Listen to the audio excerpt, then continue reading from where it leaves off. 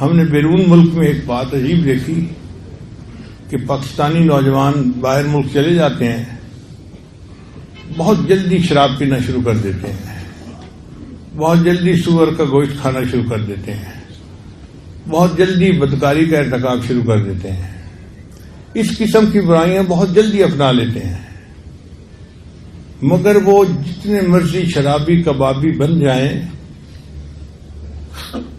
اسلام سے نہیں ہٹتے، اپنے آپ کو کہتے مسلمان ہیں۔ چنانچہ مجھے ایک بندہ ملا امریکہ میں نے پوچھا آپ کا نام کیا ہے؟ کہنے لگا میرا نام مو ہے۔ اب میں حیران کہ بھئی مو نام کیا ہے؟ تو پتہ چلا کہ ماں باپ نے نام محمد رکھا تھا، یہ چونکہ اب شرابی کبابی بن گیا یہاں آ کے، تو اسے اچھا نہیں لگتا تھا کہ مجھے شراب خانے میں کوئی محمد کے نام سے پکارے، تو اس نے لوگوں کو کہا جی میرا نام مو ہے۔ اب اس قدر غافل بندہ جو اپنا نام بھی مو کہلواتا ہے اور الٹے سیدھے کاموں میں لگا ہوا ہے، ایمان اس کے بھی دل میں ہے۔ میں نے اس سے بات چیت کی تو مجھے محسوس ہوا کہ ایمان تو اللہ پہ بڑا پکا ہے، ذرا ہٹنے کو تیار نہیں۔ تو پھر اندازہ ہوا کہ باقی عادتیں اس نے بڑے ہو کے سیکھی تھیں، شراب نہیں پینا، بدکاری نہیں کرنا، سور کا گوشت نہیں کھانا، جو اس نے خود سیکھی تھی اس نے آرام سے چھوڑ دی۔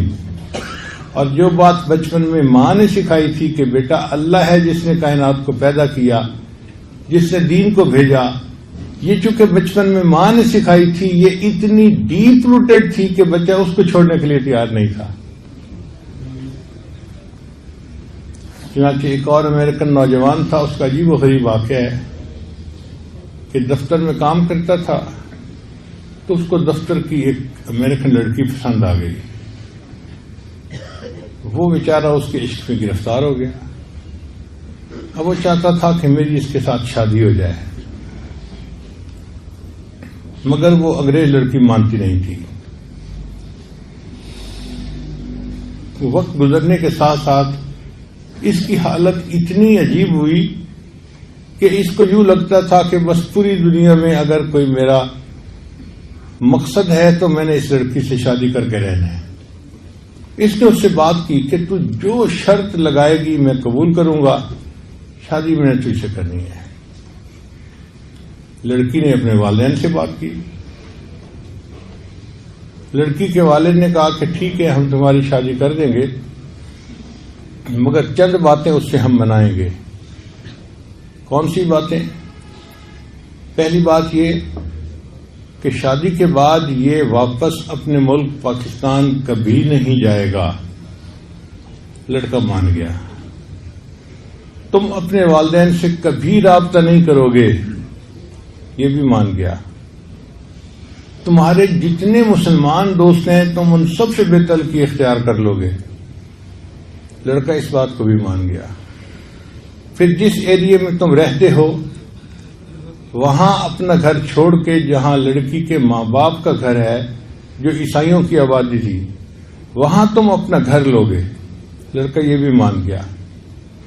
پھر ان کا کہ اچھا ہم جب کھانے کے لیے جائیں گے تو جو کچھ ہم کھائیں گے وہ تمہیں بھی کھانا پڑے گا، جو ہم پیئیں گے تمہیں بھی پینا پڑے گا۔ لڑکا یہ شرطیں بھی مان گیا۔ پھر انہوں نے ایک شرط آخری لگائی، ہم ہفتے میں ایک دفعہ چرچ جاتے ہیں سنڈے کے دن، ہمارے ساتھ تم سنڈے کے دن چرچ میں جایا کرو گے۔ لڑکا یہ بات بھی مان گیا۔ پاگل ہوا ہوتا ہے نا، جیسے وہ لڑکا پاگل ہوا تھا۔ تو بہرحال لڑکی کے ماں باپ نے اجازت دے دی اور اس کی امریکن لڑکی سے شادی ہو گئی۔ شادی ہوتے ہی اس نے اپنا گھر بدلا اور اچانک غائب ہو گیا۔ نہ دوستوں کو پتا نہ گھر والوں کو پتا کہ کہاں غائب ہو گیا ہے۔ بہت عرصہ گزر گیا، سمجھ ہی نہیں لگتی تھی۔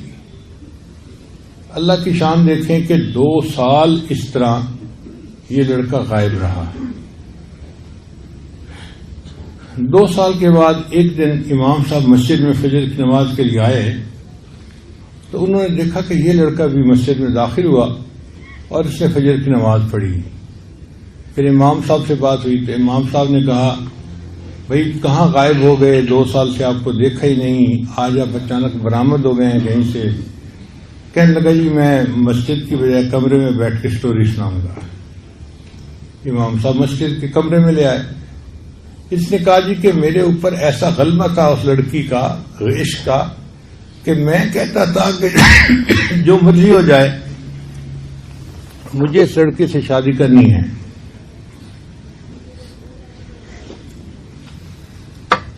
ان لوگوں نے یہ ساری شرطیں مجھ سے منوائیں اور میں نے مان لی۔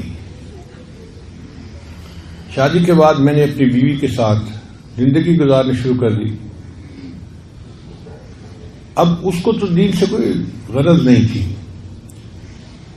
وہ اس کو ہفتے میں 1 مرتبہ چرچ لے جاتی اور شاپنگ کرتی اور اپنا سیر سپاٹا ادھر ادھر، اس بیچ پہ جا رہے ہیں اس بیچ پہ جا رہے ہیں، وہی کافرانہ زندگی اس کی بھی ہو گئی۔ کہنے لگا کہ 1 سال ہم نے اسی طرح گزار لیا۔ 1 سال کے بعد ایک دن بیوی نے گھر کی صفائی کی تو میرے گھر میں ایک کتابوں کا ریک بنا ہوا تھا جس میں کتابیں پڑی ہوئی تھیں۔ ان میں ایک قرآن مجید بھی رکھا ہوا تھا جس پر سبز رنگ کی جلد چڑھی ہوئی تھی۔ میں روز آتے جاتے اس قرآن مجید کے اوپر محبت کی نظر ڈالتا تھا اور اپنے دل میں نادم اور شرمندہ ہوتا تھا، میں نفس کا غلام ہوں، اے اللہ میں گناہ گار ہوں، میں خطا کار ہوں، میں اپنے اندر کی خرابی کی وجہ سے اس لڑکی کی خاطر سب کچھ چھوڑ بیٹھا ہوں، مگر اے اللہ یہ تیری کتاب ہے اور میرا ایمان تیرے اوپر پکا ہے اور میں قرآن کو سچ کتاب مانتا ہوں۔ کہتا ہے یہ میرا روز کا معمول تھا، میں پڑھتا نہیں تھا قرآن، صرف آتے جاتے محبت کی ایک نظر ڈالتا تھا اور اپنے دل میں اپنے آپ کو مجرم سمجھتا تھا اور دعا کرتا تھا، اور میرے پاس ندامت کے سوا اور کچھ تھا بھی نہیں۔ ایک دن میں دفتر سے گھر آیا تو میری نظر پڑی تو وہاں وہ مجھے سب کتاب نظر نہیں آئی، تو میں نے بیوی سے پوچھا کہ ایک گرین کتاب یہاں پڑی ہوئی تھی وہ کہاں گئی؟ اس نے کہا میں نے گھر کی صفائی کی تھی اور وہ فالتو کتابیں جن کو نہ آپ پڑھتے ہیں نہ میں پڑھتی ہوں، میں نے ان سب کتابوں کو ٹریش کر دیا ہے۔ میں نے پوچھا کیا مطلب؟ کہنے لگی ان کو میں نے ٹریش کین کے اندر باہر پھینک دیا ہے۔ کہتے یہ سنتے ہی تو میرے جسم میں ایک کرنٹ سا دوڑ گیا، اللہ کی کتاب اور اس کو اس نے ٹریش کین کے اندر پھینک دیا۔ میں بھاگا ہوا گیا اور میں ٹریش کین سے قرآن مجید اٹھا کے لایا اور اسے چوما اور اسے واپس آ کر رکھا۔ اب میری بیوی ضد کر کے بیٹھ گئی، تم اس کتاب سے محبت کا کیوں اظہار کر رہے ہو؟ میں نے کہا یہ قرآن مجید اللہ کا کلام ہے۔ کہنے لگی اچھا ابھی تمہارے اندر مسلمانی کچھ باقی ہے؟ میں نے کہا ہاں، شادی تمہارے ساتھ کی ہے، اپنا ایمان تو میں نے تمہیں نہیں بیچا۔ وہ کہنے لگی اچھا یا قرآن کو اس گھر میں رکھو یا پھر مجھے اس گھر میں رکھو۔ میں نے اسے بہت سمجھایا کہ دیکھو یہ میرا پرسنل معاملہ ہے، تو اس پہ انٹرفیئر نہ کر، ہم اچھا زندگی گزار رہے ہیں۔ لڑکی کو پتا تھا کہ میں اس کی کمزوری ہوں۔ کہنے لگا کہ اس نے بریف کیس بنایا، کہنے لگی کہ میں اب گھر جا رہی ہوں، والدین کو جا کے بتاتی ہوں کہ تمہارے اندر ابھی بھی اسلام باقی ہے، تم مسلمان ہو۔ تو وہ تو اپنے ماں باپ کو بتانے چلی گئی اور میں پھر اس کو چھوڑ کے مسجد میں آ گیا، اپنے رب کو منانے کے لیے آ گیا۔ اور جو قرآن مجید کی تھوڑی سی محبت اس بچے کے دل میں تھی، اس کی وجہ سے اللہ نے اس کا ایمان بچا لیا۔ پھر اس نے اپنی بیوی کو طلاق دے دی اور اسلامی زندگی کو دوبارہ اپنا لیا اور ایک اچھا مسلمان بن کے زندگی گزارنے لگ گیا۔ تو بچپن میں جو باتیں سیکھی ہوتی ہیں نا، وہ پھر بچپن میں بھی نہیں بھولا کرتی، ڈیپ روٹیڈ ہوتی ہیں۔ اس لیے بچپن میں بچے کی تربیت کرنا انتہائی ضروری کام ہے۔